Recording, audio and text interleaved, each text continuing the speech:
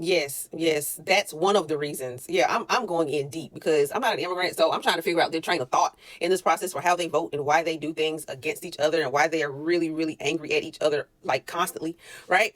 So yeah, I'm doing a deep dive. Apparently, whenever the immigrants here send money back to their families in their origin countries, a lot of them are getting made fun of anyway. They're getting called lazy. They're getting these things. They're being taunted basically by their family members and I guess friends, whoever they're sending money back to. They're being taunted all the time. I mean, we've seen some of the videos where they say, that's why they stop sending money. That's why. So there's this. Eventually, after somebody bothers you for a certain period of time, you're going to have some type of resentment, more than likely, if you don't know how to handle it or whatever. And that's what it's come up to. So basically, the reason why some Haitians who are here with their passports and have their U.S. citizenship or flaunting their passports and whatnot is because they're actually picking back. That's like revenge. It's like saying, okay, see what I got? Now you don't have it. And what? That's yeah. So where we, the Black Americans, thought that they would be fighting in the streets. This is a whole other thing. So you know how a lot of the immigrants here who are undocumented were wanting Black Americans to go fight in the streets, right? But they actually weren't. But their own people weren't out there fighting in the streets for them to stay. And see, that's the dynamic, right? That right there is the dynamic. And they got angry at Black Americans, but they weren't as angry at their own people. They weren't as angry at their own people unless they tried to keep that under wraps or something. And I'm starting to think they try to keep it under wraps so that it won't be all out in the open, but it's coming out in the open because they are really like they playing this tag team thing against each other. It's wild. It's wild to look at. But like, yeah, they shouldn't have ever expected. First of all, they shouldn't have ever gotten angry with Black Americans in the first place when it was their own people who voted against them and are bragging about it because they're like, y'all have attitude problems and we don't want y'all attitude problems basically over here. Y'all rude. Y'all entitled. Y'all act entitled. Their own immigrants are saying it. Their own immigrant families are saying that. And it's based on how they are mistreating, how the documented immigrants here are being mistreated by their own family and friends back in their origin countries. Because so all they're like is they keep sending money and sending money and sending money, and they keep getting, I guess, pressured more and more and more. And while the people back home are living great, not working for it, right? The people here are struggling.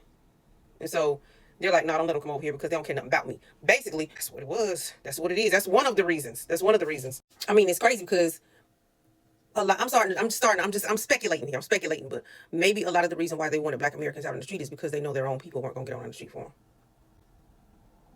Maybe they already knew that. Maybe they knew that ahead of time. Maybe they already knew my folks ain't going to get out there. Maybe there was an internal dynamic that they tried to keep hushed, but it's out in the open now. No lie, it goes back to what Jesus said, your enemies are in your own households. Right there. Their enemies were always within their own. They keep clashing with each other. They keep clashing. One of them, and then they don't even understand that. I'm gonna go back to the Bible again with this one because power of life and death is in the tongue, right?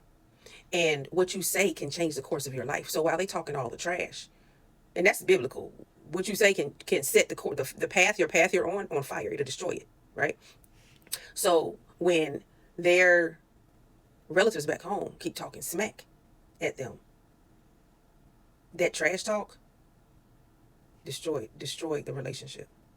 Thus, why they voted, how they voted, or the decisions they're making toward their own family members.